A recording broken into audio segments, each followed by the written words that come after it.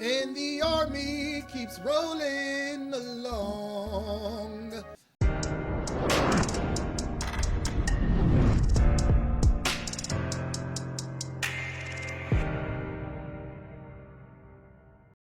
Hey everybody, welcome to the tempo. It's your homie Monk Luigi coming to you with another amazing video. Which video is this? Of course, you've seen the thumbnail, so you know what we're here to talk about. It's the second part of the National Training Center video that I did previously. Go ahead and click one of the links up above. Go ahead and link that. If you haven't seen it, we did do some National Training Center training around August, and I wanted to head and give this video on how to prepare, as well as some expectations as you go out there for the NTC out in Cali, all right, near the Mojave Desert. But before we get into it, please, if each and every one of you wouldn't mind hitting that subscribe button, hitting that like up or down, and hitting that bell notification so that way you are alerted to when I drop another video and when I'm dropping some content. Over here, we like to talk about that science, that news, and medicine, but we're gonna go ahead and dive right on in. So, first talking point.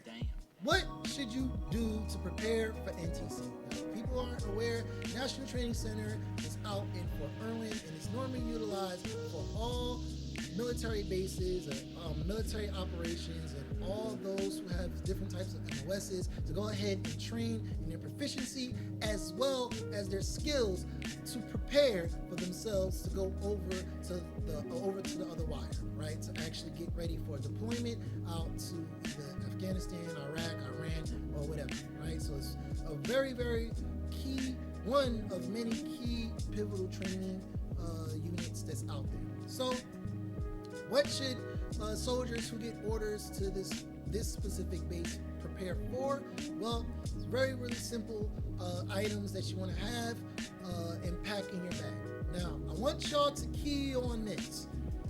The bags that you bring on in flight, or if you are convoying out, well, not convoying out, whatever bags you bring on flight, it has to be 200 pounds, okay? It has to equal out to 200 pounds. Sadly, they can't carry too many bags over there, so whichever bags that you decide to bring with you on flight or even carry on, all of it in total has to be about 200 pounds for each individual soldier.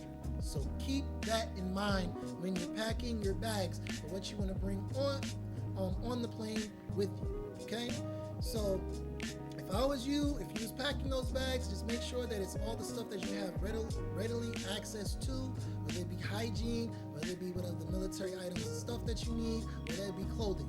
Me, the way I prepared for that is I made sure I had one bag full of all the military clothing and items that I would need to utilize for my MOS, and then the second bag was somewhat civilian, also more on the hygiene and snacks and stuff like that. Yes, you can bring those snacks.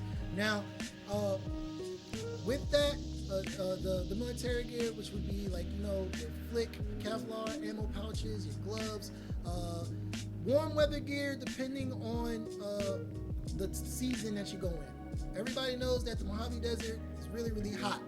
It's super hot. You're talking about triple digits over there. However, it can also get cold. We went during the August month, so we were in transition of seasons. So the way I packed for that is I brought majority of my gear was hot weather gear, but I brought some cold weather gear too, like the sleeping bag, like my tent that was assigned to me, and you know, maybe some long sleeves in there too for the night time, because during the night hours those temperatures can drop. If you're going into the winter season and you're going out there, it can drop into the double digits, so it does get cold out there, but it can ramp up real quick during the day to some triple digit numbers. Like, it really does happen, okay? Another thing that I would urge people to bring out there is their neck gaiters, okay?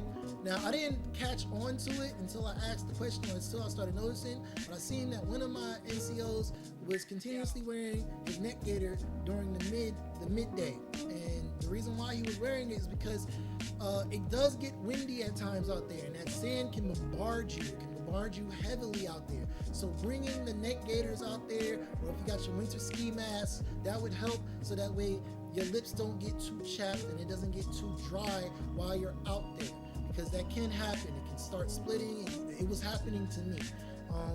It was happening to a lot of soldiers. Dry lips. So bring chapsticks, bring the neck gaiters, so that way you can protect yourself during the day, so that way it doesn't dry out. You're in the West Coast, and if you're not from the West Side, you know that it's dry heat out there, right? It's not moist heat like it is from on the East Coast, where there's water is the detriment. So please make sure you bring chapstick, a neck gaiter, or the ski masks with you while you're out there. It will definitely help. Also bring in the shades. If you can bring the shades, that would be beneficial as well.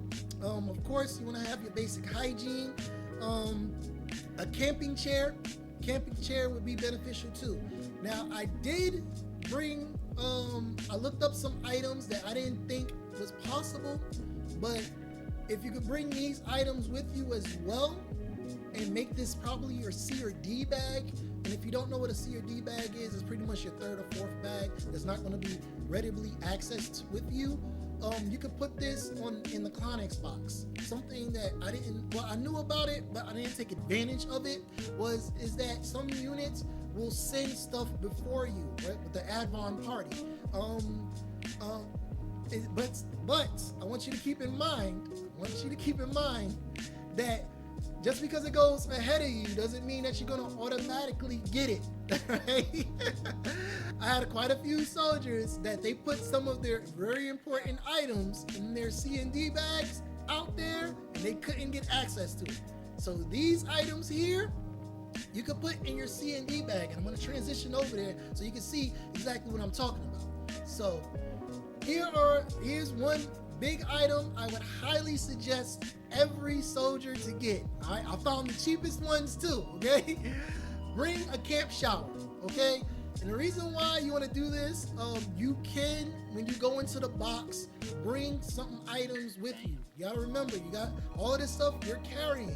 So I wouldn't bring more than about 3 or 4 bags, but I would definitely bring the solar camp shower. These solar camp showers are very, very beneficial. As you know, as you've seen in other videos, if you ever searched up NTC, they sleeping out there in the desert, there's no means or ways of showering, but you know, we live in the 2020s now, so there's a lot of items you can bring with you. The OCs will not take certain items like this away from you, but you gotta keep in mind, you're carrying all of this stuff on you or with your unit and with your team. So organize a strap to carry items like this. So if all soldiers bring showers like this, that means that during the night hours, if your NCOs permit, y'all can go ahead and set up a gray water area, and then y'all can all take as many showers as you need every day. Also want you to keep in mind, there's an Op 4. There's an Op 4. You're going against an enemy unit. And there's one particular enemy. We nicknamed him Dr. Doom. Dr. Doom, whole job is to hit people with CS gas. Yeah. So you see where I'm going with this. They can hit you day or night. Their goal is to disturb whatever you do when you go out to NTC. That's their goal, that's their job, that's their role. So if you're caught out there doing this and you get gassed, just want you to brace for impact, okay? So keep these things in mind when you're preparing to try to wash yourself every day. Another item I would suggest people to bring is scorpion repellent.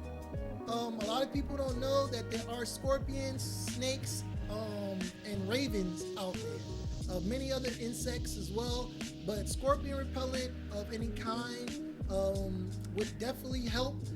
I didn't bring scorpion repellent, but I brought mosquito wipes. It's like wipeable versions of it, and I put them in my boots or in dark crevices in my tent or in whatever. So that way you could avoid it. few of my soldiers were unfortunately visited by some scorpions in their boots. Fortunately enough, they didn't get stung. So keep this in mind, that trying to keep some like deep towelettes or something and put those in your boots or in your clothing or whatever you have on the outside of your tent area.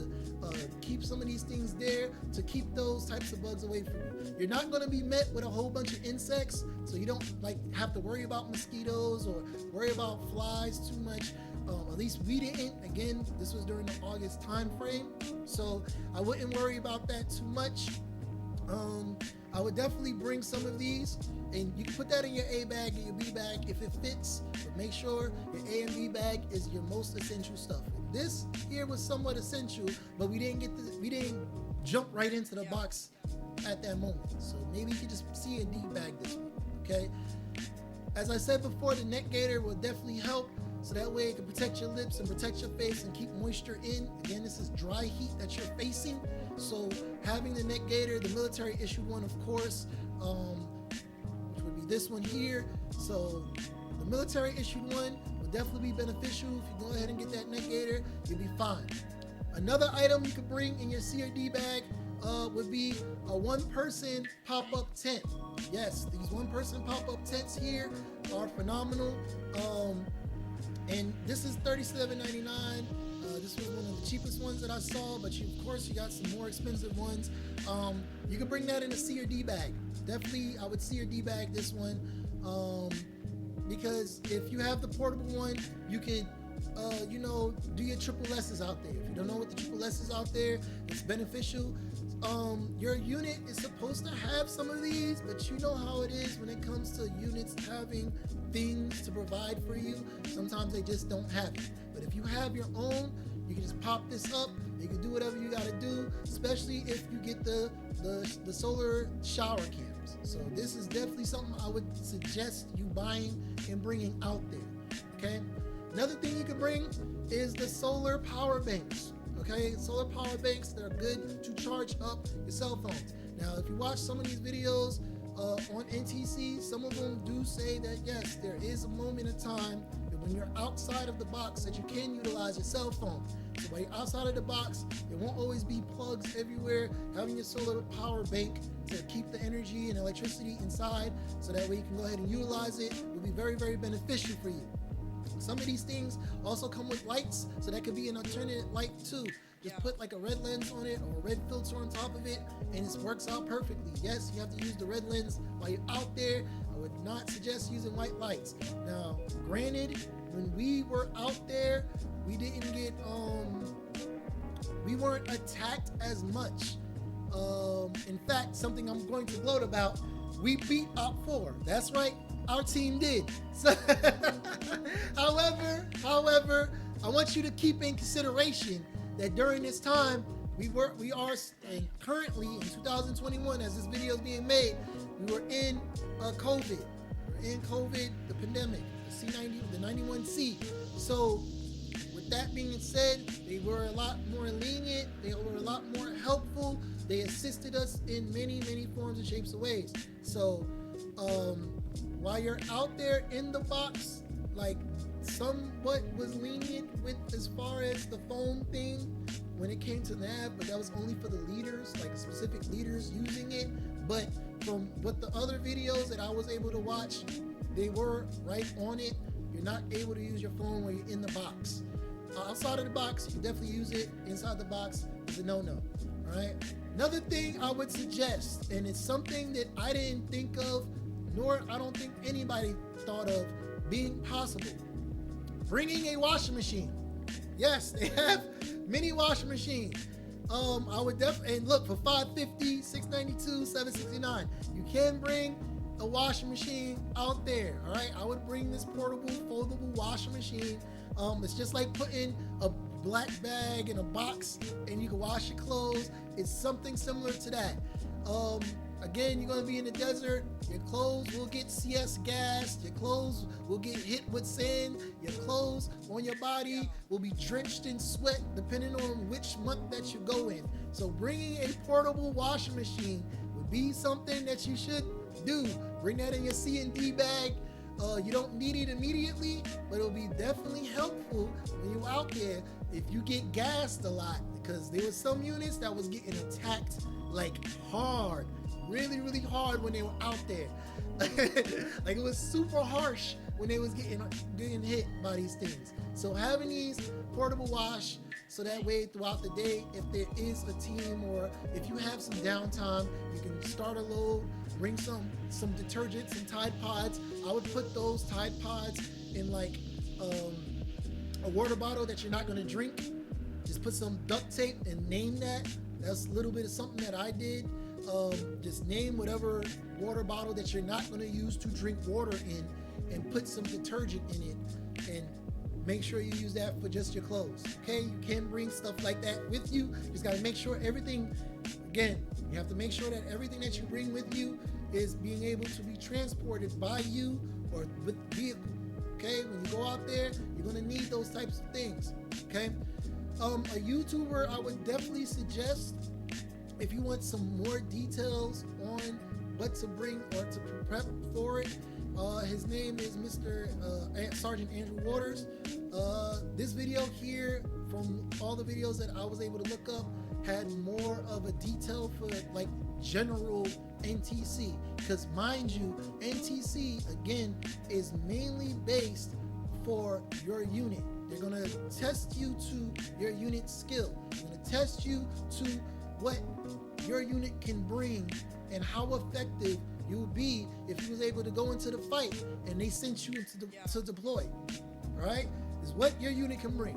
Now our unit was a reserve unit, so things that I also wrote down for my command, what my command needs to bring, and I would say this is the most important thing, other than water, of course, other than water, and the food and the MREs, a means of navigating the land. Okay, we were caught out there, like not everybody has the new hotness, and for all my 25 series, you know what that new hotness is. You've heard of the new hotness. Sadly, there are some units that have the old and busted.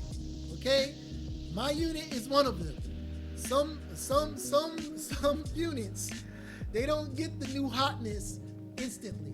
And you know what that new hotness is? That new combo thing that the military use. I'm not trying to say it because you know it's up there. But some people get the new hotness, some people got the old and busted. We got the old and busted. So with the old and busted, it was very, very difficult to navigate through the mountains. All right, that was very, very, I'm talking about hugely at a disadvantage of being able to navigate through the mountains. And if you know, who's ever lived in the mountains, when you're in the mountains, signals can go everywhere. Left, right, up, down, east, west, south, north. It messes up the signaling. So when you're trying to navigate, please make sure your command is up to par with all NCOs being able to navigate the lands effectively.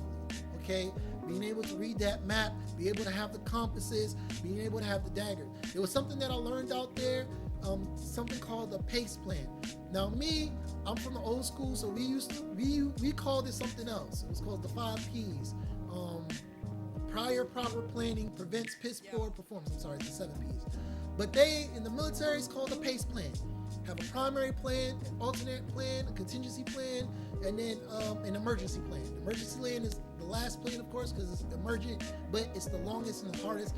But these types of things will prepare you for obstacles that you may face. And some of these obstacles that we faced as a unit was being able to navigate from point A to point B. If you're defeating the Op 4, they're going to expect you to continue to push forward. That was our task. Our task was to push forward and keep on pushing forward and continue to keep pushing forward till we got to the final objective. I think there was 4 or 5 objectives that we had to hit, and we hit each and every one of them. We was able to successfully defend what we were trying to do, and at the same time be able to push our units to where we needed to get to. So we did our job, we did it well. Again, I think we still got some leniency when we were out there, but we were able to do it. So another thing that the command should prep for is defensive strategies, okay? We had to do it on the fly. I'm kind of glad that we had our ops sergeant out there, so salute to you. You know what you was doing out there. Shoot, you've been around, done around, did it. So salute to that. I had to help a little bit on that. I was kind of like, I don't know, because the training that I received when I was in the active side of the house, I was with the Marines, and we did things a little bit differently. But we were able to blend it, defend it, and do it effectively. So preparing defensive strategies for your locations on the grids of the maps will be very, very important. When we get the maps of Fort Irwin over there, you definitely want to be able to read that, take a look at it, and then be able to mark wherever you're going to go. You're not going to get the locations that you're going to be going to. Again, it's all brigade MOS specific. However, being able to understand that map as an alternate, because remember, the primary is the new hotness, that new hotness item that everybody in the military has to navigate using all the satellites in the sky. That's that new hotness. Everybody got the new hotness. Some of us had to go to the alternate and the contingency plans. Sometimes we have to do emergency. But regardless of that, having these plans to being able to navigate through the land would be something good. Preparing defensive strats would be definitely something that you want to do. Also making sure you have plenty of water, knowing how to get to the water sources, getting to knowing where to get all of your resources to bring back out there. One of the things I'm going to talk about later on in the video in the improved section, but expect many things to break apart, fall apart, and for things not to come out there. Again, I think Sergeant Waters covered that very harshly in his video. You can check that out, but I'm going to talk about it a little bit too. Another thing I would say for each command, if you're tuning in or there's an NCO showing you this video, you should bring out ice boxes. Yes, there were a lot of heat casualties. Again, you know where you're going. It's Fort Irwin. It gets into triple digits. Like, it gets into some serious triple digits. And again, we went in August. And it was getting to heat to cool, and our unit didn't have it, but the units that we were with, there was like 2 or 3 heat cats between them. So please have ice boxes, emergency ice boxes out there, so that way, just in case someone is a heat stroke person, that they're taken care of safely. Okay. All the other stuff, y'all know what y'all need to bring from y'all unit, because y'all know what y'all mission is. So make sure that you have those items, make sure that those items are checked and they're ready to go.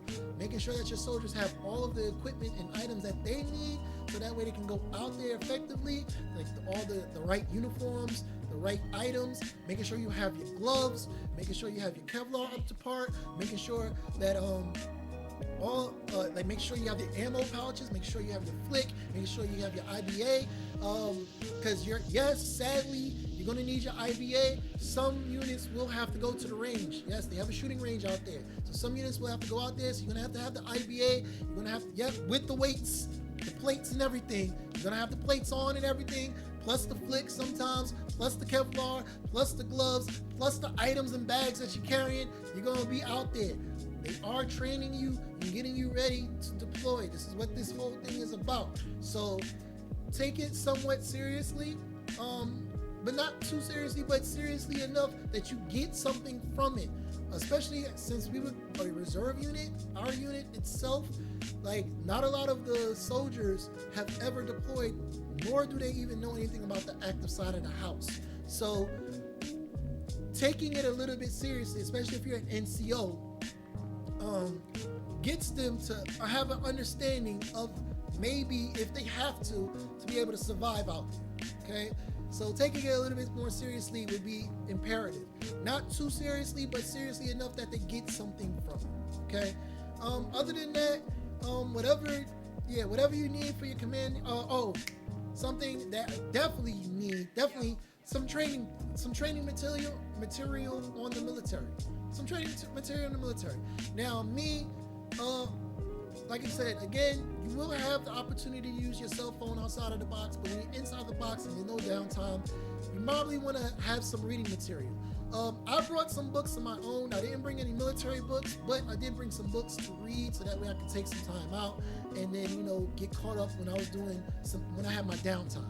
All right, but if you're an NCO and you have a team and some of them don't have an understanding of certain items or certain movements or certain ways, having some military material out there would help.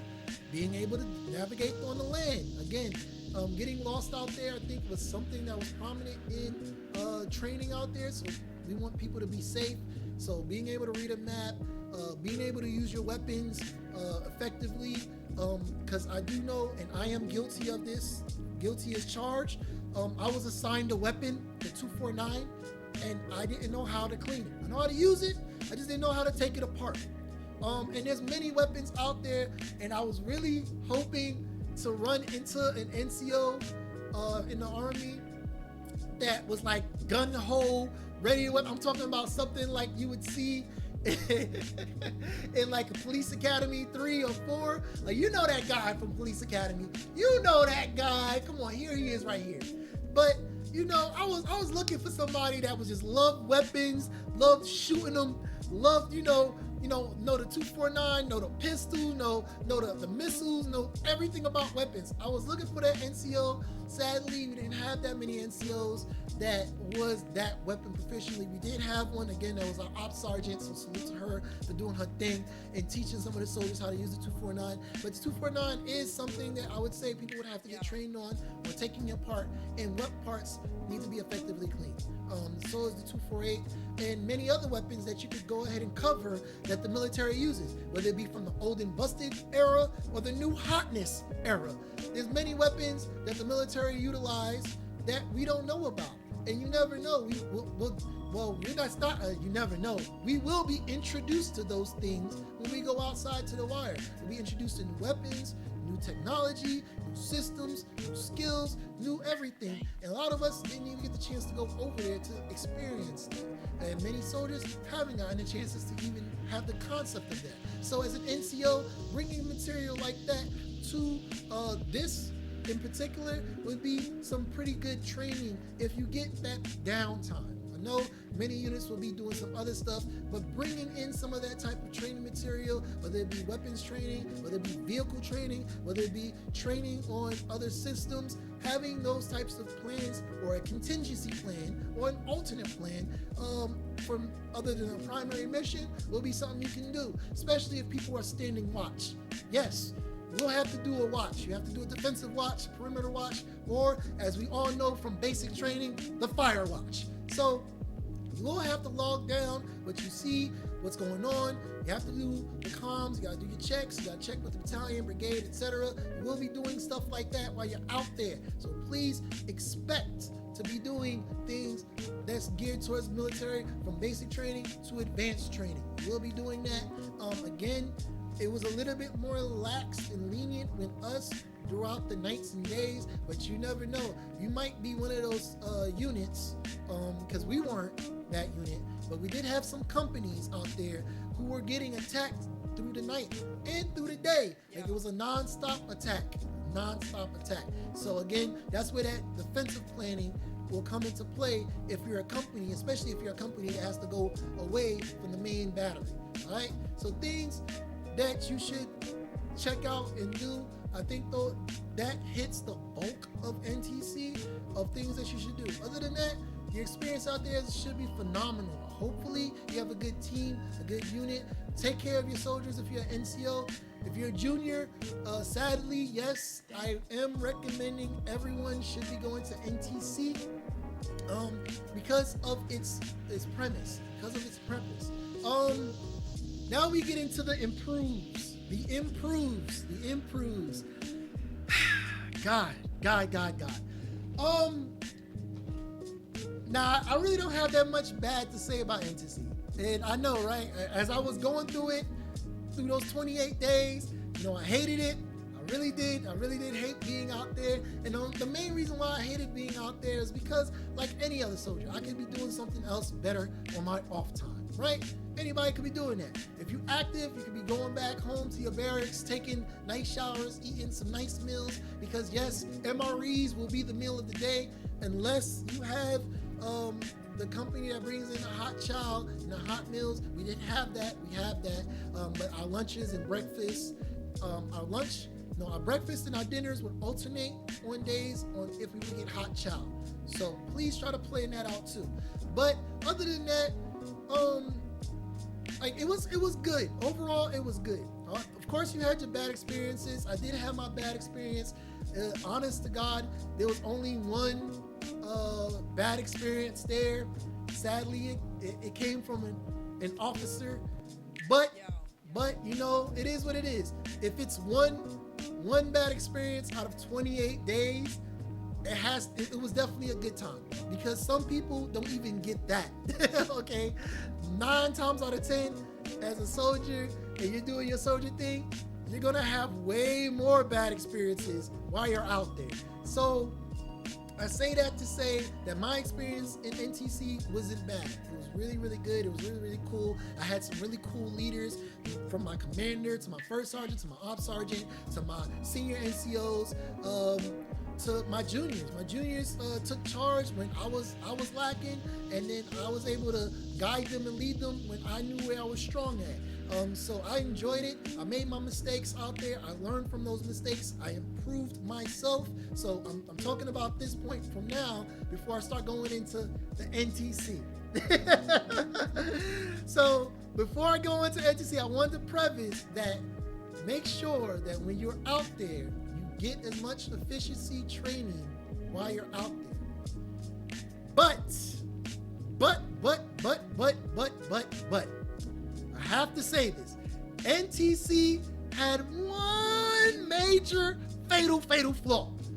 And the major fatal flaw that NTC had out there is equipment. Okay?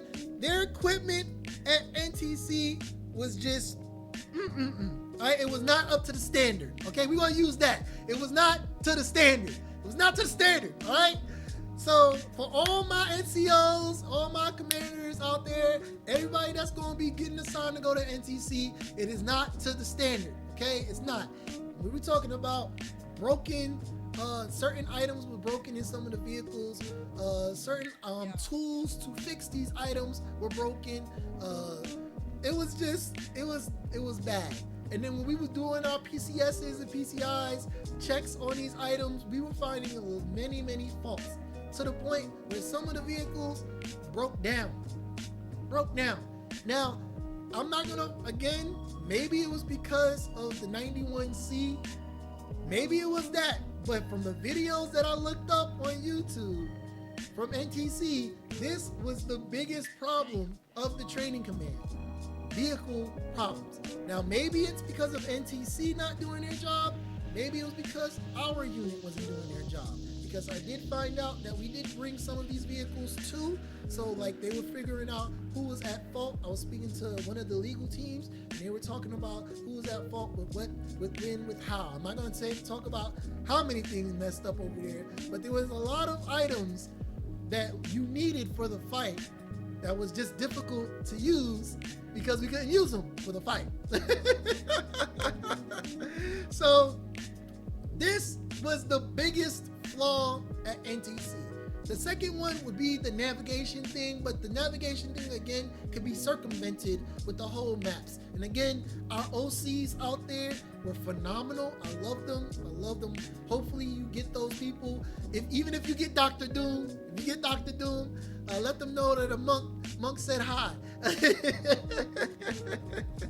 But I love my OCs. They were awesome. They were epic. They helped us a lot, especially when it came to navigating. But from the videos that I've seen and from the people that I spoke to while I was out there, they've stated that normally the OCs don't help you when it comes to navigating. So please, my commands and NCOs out there, please have a means of being able to figure out where your points are and how to get there effectively. Okay, that is going to be important, very important. If you ain't got that new hotness system, being able to get to those points and get into those locations so that way you can carry out the mission is important. But these items failures, quite frankly, in my opinion, and yes, I'm gonna go on my rant on this, okay? My opinion I'm blaming the Army chain of command. That's right, I'm going at them, okay? Because the number one reason and the number one go-to is we ain't got the money, we ain't got the funding. So we need to continue, and it's not me, because I'm so low on the totem pole, and I don't even matter. But when it comes to our officers and our commanders, we need them to speak to Commanding Sergeant Major of TRADOC. We need them to speak to the Commanding General of TRADOC. We need them to speak to the Sergeant Major of the Army. We need them to speak to the Army Chief of Staff. We need them to speak to the Acting Secretary of the Army. We need them to speak to the Secretary of Defense. And we definitely need them to speak to the Commander-in-Chief, okay? We need our officers to speak to any one of these individual leaders. Can't say soldiers because that's demeaning to who they are. To our leaders, okay? And then ask them, or request it very kindly and nicely, we need the funding for these items so that way we can get out of the old and busted and be on the new hotness to be able to operate accordingly. It was something that I was able to take from the Marines and the Navy when I was on the active side of the house. I'll go into that story if I really want to know how I was in the Navy and the Marines, but there was something that I took from them. And it was a simple saying: train as you fight, okay? Train as you fight. If you're training, you want to train as if you was out there and actually doing the fight. So that way, you don't make any mistakes along the way, or you mitigate or reduce the amount of mistakes that you make while actually in the fray. So you want to take it a little bit seriously, whether it be from casevacing, whether it be from doing military movements, whether it be with engaging with the enemies. All of these things, if you're in the training environment, you want to take it a little bit seriously, so that way when it becomes a real thing, like when Op 4 actually attacks you, you can engage effectively. And sadly, when we don't have the equipment, like for example, the mouse gear, and everybody knows what the mouse gear is, that's the laser tag. Laser tag, laser tag, laser tag. When that system is not effectively working for that unit, or it's so worn out that you need new mouse gear, and we just delay on that, that's a problem. Especially when it comes to the mouse gear on the vehicles, okay? The laser tag, the laser grid capturing device, not being effective enough to capture that, okay? That is a problem. That is something that we need to hugely improve. And again, I'm blaming the chain of command. I'm blaming the chain of command because they're not giving the funding for bases like Fort Irwin to be able to improve this type of thing. Again, maybe it's because of the 91C, but in my mind, there was one article that came to me in my mind, and that was this article here, because I remember sometime in the 2014-2015s where the Army decided to spend money on new Abram tanks, and all of the stuff that I'm talking about will be in the description box below, okay? The Army decided to spend a whole bunch of money on tanks it did not need, okay? It didn't need it. So I don't know who it is that's dealing with our finances. I don't know who it is who's dealing with our equipment and budgeting. But we have to take an accurate inventory of things that are not defective and things that can be improved upon, and then get with the time. Because a lot of our units and a lot of our bases do not have the effective equipment to operate correctly. We are dealing with old and busted when y'all got new hotness out there. And then when you send in a reserve unit, and from the active side of the house, we hated seeing reservists because they didn't know what the heck they were doing. And now being on the reserve side of the house, I understand why they don't know what they're doing, because we ain't got what they got on the active side of the house. And you know what? Even on the active side, because I could blatantly say this as a prior active service member, that even over there, the equipment was trash. And we're talking about small times. We're talking about small things. For example, the mouse gear. just alone, the mouse gear was not working effectively. And we know it wasn't the batteries because we had new batteries. So when the mouse gear isn't working how it's supposed to work, could you just imagine all the other new hotness stuff that we have that just keep continuously acting defective, that we don't get approved upon, or it takes 6 or 8 months or a year just to get in operation? It took too long just for us to get the new uniforms. And I still know some soldiers to this day who still only has one uniform of the new uniform. So again, I'm blaming the chain of command. I also ran across a new article because y'all saying, well, this is 2015. It's 2020. It's 5 more years. It should be better than that. Negative. All right. I came across a scientific article, September 14, 2020, about the military budget. So y'all can take a read at this. Again, all the links are in the description box. And again, I'm gonna plug it in while you're down there. Please like, share, hit that subscribe button so that way my channel can continue to grow and y'all can continue to see new content as I'm pushing forward. But as you can clearly see, this is an issue, okay? So this is something that I would have to say is something that we definitely have to improve at NTC, getting the right equipment. And again, my opinion, blaming the chain of command for not allocating the finances for units to be able to go ahead and get the new hotness versus the old and busted, all right? Because I can't say it's my chain of command that failed this when they're putting these requests in. Some of these requests, I've seen them do it. And for some reason, it takes them 6 or 8 months just to get the new PT shorts, the new Army PT shorts. So yes, this is just me on my rant.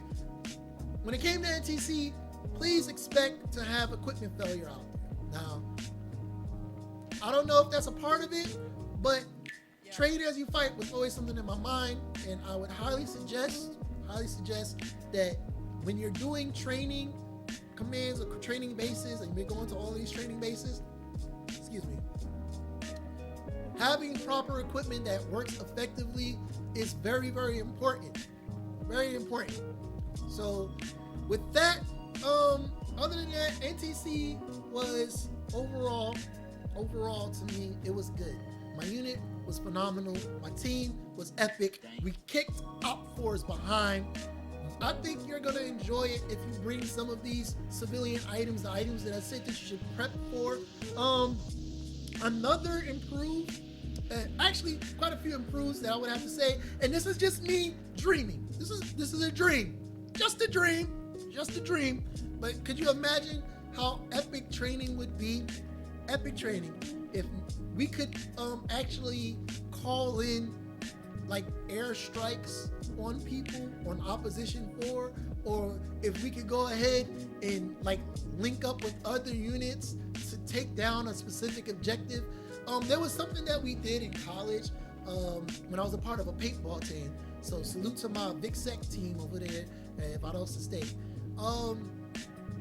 There was something that we did. We was a part of this huge paintball battle thing where we had to do objective training as well, and we had to take certain things, but we would link up with people and then we would call airstrikes and stuff like that on people. Now I know if this was possible, like I don't know if there is or is not equipment out there where like you could just like have the helicopter come in and drop like flares on the Op 4 if we successfully send up a call for the helicopter to come in, or we can have an airplane or a jet just fly by, just do one flyby, because everybody's training out there. All units, all bases, all commands, everybody lottie-dottie from all the MOSs from a specific set comes to this base or to the alternate base, and we're doing training out there. So could you just imagine if we was able to, like one of those days we could call in like a vertical aircraft vehicle to come in and then transport a patient, like, because you know some people would go down doing casevacs and stuff, and we just bring in one of those, fly in, and then we pick them up, and we fly them out. We did this once when we were in Camp Lejeune, which was pretty dope. My unit set that up. We flew from one section to one section, and we went into a VTOL. That was dope.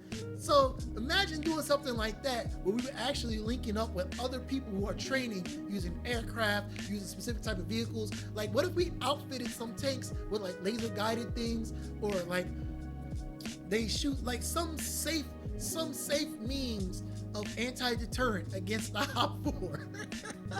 Now I know Op-4 is like, nah, man, we ain't trying to get shot with that. Nah, but you know, you can outfit Op-4 with some cool stuff too. So that way, like, as the old saying goes, iron sharpens iron. So making it an actual competitive type of thing while you're training to see how effective your unit is. And on top of that, another improve. So maybe they might do this, maybe they won't, but somebody might show them this video. Another improve would be to give out awards or certificates for beating the Op-4. So make Op-4 like a really imposing force, right? Where like people are really trying to defend their team from Op-4's assaults. So like doing stuff like that would motivate people to really want to go into this training, and then like to take it, because this box is big. We're talking about, we got a lot of land to do a lot of things, and we have a lot of time to do it with. So again, don't get at me with this whole we ain't got the funding to do it crap, when there was someone who gave out millions of dollars to other countries. So please don't at me with we ain't got the money to do stuff like that or to invent items like that. So don't at me with that. Don't at me with that. Please don't at me with that. There's a way we could do it. It's possible. Especially when I was in the Navy, I found out that one of the things that we had out there in basic training was made by Disney. We literally had one of these vehicles that was made out there. It was the ending training that was made by Disney, where you could go ahead and it felt like the simulation of being on a ship, rocking back and forth, and you know, just in case it crashed, and you went to the side, left, to the right, and you had to do all this training for basic training out there, and that was just the Navy. So just imagine if we took that land and I know it has to be, you know, animal safe and stuff, but we actually converted that into a real effective means of training. Really effective means of training. We're talking about trying to go into caves. Again, not everybody's going to be a part of that because everything's supposed to be specific to people's MOSs. But could you just imagine taking that to the next level, where we actually calling in airstrikes, and then the airstrike comes, or calling in Casevacs, and then the plane or the helicopter comes in and flies some soldiers from here to that way, from that way to here to that way, using some of our tanks which have anti-deterrent things. It doesn't hurt them, or like actually, you know, like flash a light and then it makes all the mouse gears lasers go off, so that's like an instant kill. Like the tank will come in and it shoots out this laser, like just one pulse, and then all of a sudden you just see all of them just die instantly. That would be dope, right? Because the mouse gear is supposed to screech when you do it. So just imagine a tank just roll up, hey, we need tank support at location 3333333, and then all of a sudden the tank roll in, and then all Op-4 go down. Just imagine that. But then the Op-4 comes in, and then you know they hit you with the Allah Akbar, and they shoot this one missile and just take out all the tanks or something like that. It'll be dope. That's me dreaming. I'm dreaming, but I don't think that that's impossible. I don't think it's impossible. But then again, maybe they already do stuff like that. Again, we did this training in August of 2021 during the pandemic. So with that, maybe it would be a lot more harder. Maybe there's a lot more that goes to it. I couldn't find it, but from the videos that I've seen, it seemed pretty simple in the concept.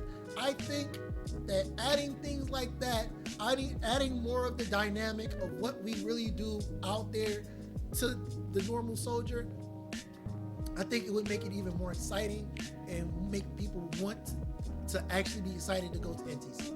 That's just my opinion. I don't have anything else that I would be able to say about it. I think the stuff that I said earlier about prepping is more than enough. So with that being said, again, please, if y'all have more to add to it, hit that comment section. Make sure that while you scroll down there, hit that subscribe button, hit that bell notification, hit that thumbs up. And if y'all don't know, I do have a Twitch gaming stream. Y'all can go ahead and check me out over there during the weekends. So go ahead and check that out. Thank you all for coming to the temple. My name is Monk Luigi. And remember, this L is for you.